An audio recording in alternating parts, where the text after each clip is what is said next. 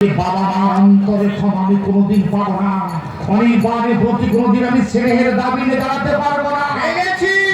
সম্পত্তি উদ্ধার, নতুন বাড়ি তৈরি, উচ্চ গবেষণা সবই সে করেছে তোদেরকে কাছে পাওয়ার জন্য। কাছে পাওয়ার জন্য হলেও ছুটে থাকার সত্ত্বেও অনির্বাণ দিল্লি চলে যেতে চাইতে না রে।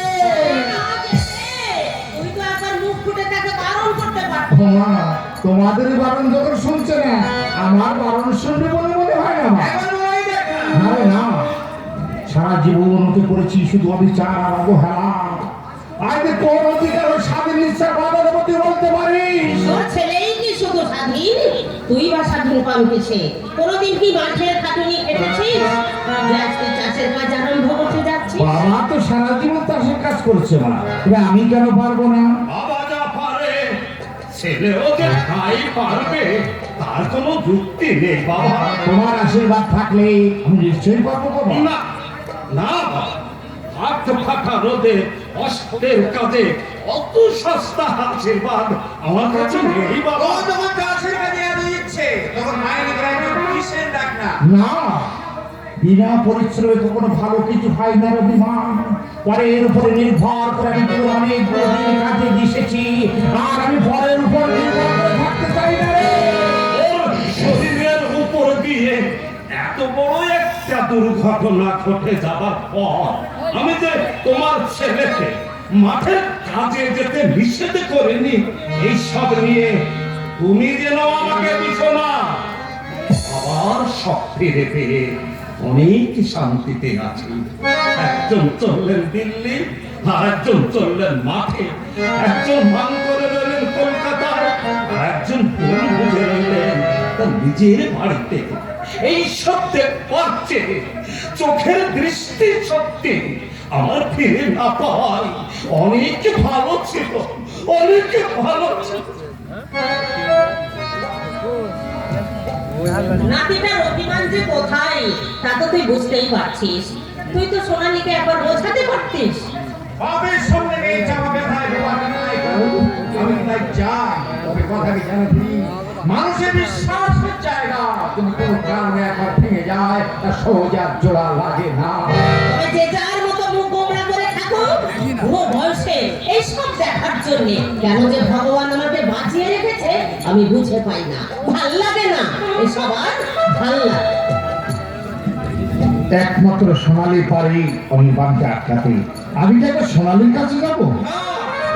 কি কোনো লাভ উজ্জ্বল তাছাড়া আমি পাহাড়ের মান সোনালীর উপর নয়, তার মায়ের উপরে আমার একটা কথা শোন, ওই বউকে ফিরিয়ে আন। না না অনির্বাণ নাও, সে কাল ম্যাগনের কথা তুই মুখে আনিস না। তার বেশি নিঃশ্বাসে আমাদের সোনার সংসার পুরে ছাড়খাড় হয়ে গেছে। আমি তার সঙ্গে এখন সম্পর্কই রাখবো না।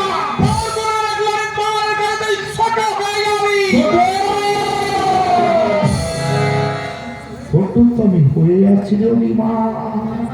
কত দুঃখ, কত ব্যথা, কত যন্ত্রণা আমি বয়ে হৃদয় বলতে পারি। অনির্বাণ আমাকে বাবা বলে ডাকে না রে। বাবা এই অভিমান একটু শুনেছি ওকে বাবা বলে। বাবা, আমি তোমাকে অনেক দুঃখ দিয়েছি, সেজন্য তুমি আমাকে ক্ষমা করে দাও। না না রে খোকা, তুমি দুঃখ দিয়েছো, কষ্ট দিয়েছো বলে তার আত্মশুদ্ধ হয়ে আমি সুখের পথ পেয়েছি। এখন তোমার কয়েকদিন বিশ্রাম দেওয়া উচিত বাবা। বেশ, তুমি যখন বলছো নিশ্চয় বিশ্রাম নেবো। তোমাকে দিল্লি যাওয়া খুবই জরুরি অনির্বাণ। জরুরি না হলে যাবো কেন বলো? তোমাকে জোর করে কিছু বলবার ভাষা আমার নেই, তবু বলছি যদি খুব বেশি জরুরি না হয় আর কতদিন থেকে যাও, আমরা সবাই খুশি হব বাবা, সবাই খুশি হব। তোমার উপর অনেক আশা ছিল যে সব কাজ তুমি সম্পন্ন করে যাবে। জানি না সেই আশা আর কোনদিন পূরণ হবে কিনা, পূরণ হবে কিনা। আশা তো আমার অনেক কিছু ছিল, কিছু আশা পূরণ হলো, কিছু আশা আশায় রয়ে গেল, আশায় রয়ে গেল।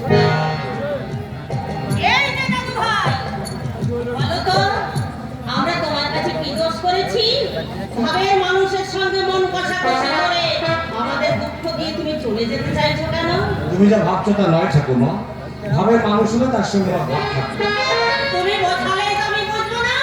মায়ের পেট থেকে আমি বুড়ি হয়েই জন্মাইনি। সন্ন্যাসীর মতো যদি দূরে দূরেই থাকবে তাহলে এত কাণ্ড করতে গিয়েছিলে কেন?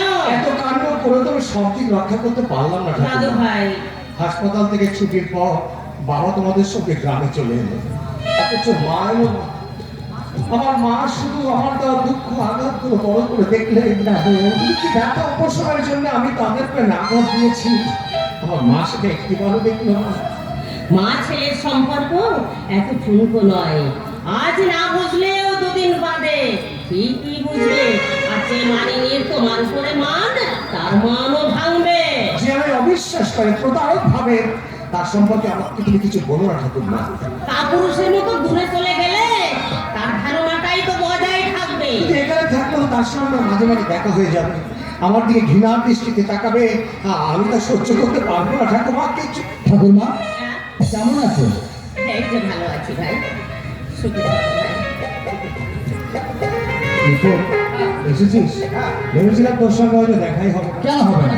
তোর টেলিগ্রাম পেয়ে আমি তো আর দেরি করিনি, সব গুছিয়ে নিয়ে করে চলে এসেছি। সব? এই সব মানে? মাসিমা এসেছেন তো? মা মা এসেছে? বৌমা এসেছে? হ্যাঁ। কোথায়? লজ্জায় খিড়কির বাইরে দাঁড়িয়ে আছে। ও মা, ঘরের লোকই ঘরে ফিরে এসেছে, এতে বড় লজ্জা কিসের? এই দাদু ভাই, ডাক ডাক তোর মাকে ডাক। তোমার কথা ঠিক ঠাকুমা, মা ছেলের সম্পর্ক কোনোদিন ঠুনকো হতে পারে না। সন্তানের স্নেহের মাধ্যমে মা চিরকাল বন্দি। হ্যালো, মাকে ডাকছি কেন? মা!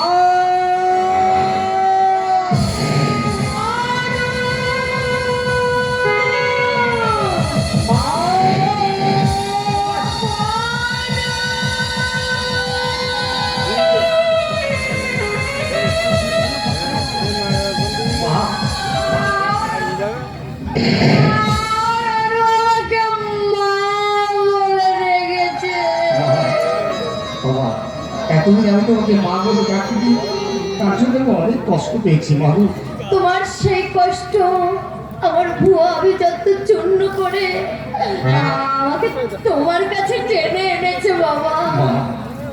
মা, আমি আপনাদের কাছে অনেক অপরাধী মা। আমার সব অহংকার ভেঙে চূর্ণ হয়ে গেছে। আমায় আপনি ক্ষমা করুন মা, আমায় একটু আশ্রয় দিন। আরে লক্ষ্মী, তুমি ঘরে ফিরে এসেছো, তোমাকে আশ্রয় চাইতে হবে কেন? এটা তো তোমারই ঘর। না মা না, ওই কাল নাগিনকে খুঁজে ঘরে আশ্রয় দিও না মা। ওই বিষ নিঃশ্বাসে আমাদের সোনার সংসার আবার পুরো ছারখার হয়ে যাবে। বাবা, প্রীতির পীযুষ ধারার মধ্যে কোনোদিন বিষ আসতে পারে না। আমি আপনাদের কাছে অনেক অপরাধী বাবা। আমাকে ক্ষমা করুন বাবা, আমাকে ক্ষমা করুন। ওঠো, ওঠো। ও মা, আমি তোমাকে যে মুহূর্তে লক্ষ্মীর বেশে দেখেছি, সেই মুহূর্তে আমি যে তোমাকে ক্ষমা করে দিয়েছি মা। তুমি এসেছো কবে? আজ এই মুকুন্দ হালদারের ভাঙা ঘর চাঁদের আলো ভরে উঠেছে মা। এই তাদের হাতে একজন উপস্থিত নেই, সেটাই আমার সবচেয়ে বড় দুঃখ। আরো দুঃখ, এই চাঁদের হাড় ভেঙে দিয়ে অনু আজ চলে যেতে চাইছে।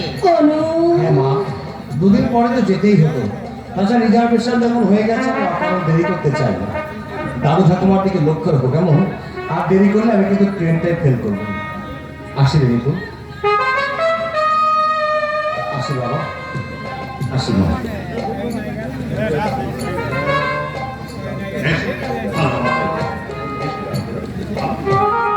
না, তোমার যাওয়া হবে না। এ কি বলছেন? হ্যাঁ, তুমি একদিন বলেছিলে না তোমার কাছে আমাকে আবার ফিরে আসতে হবে, তাই বলে ফিরে এসেছি। তবে আমি কিন্তু একা আসিনি, এই যে সঙ্গে আরেকজনকে নিয়ে এসেছি। জোরে আসিস বান্দিনী, আয় আয়।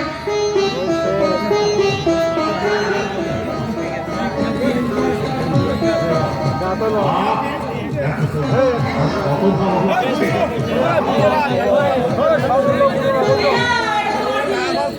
আবার আমায় কেন তুমিও না এই এসো, এই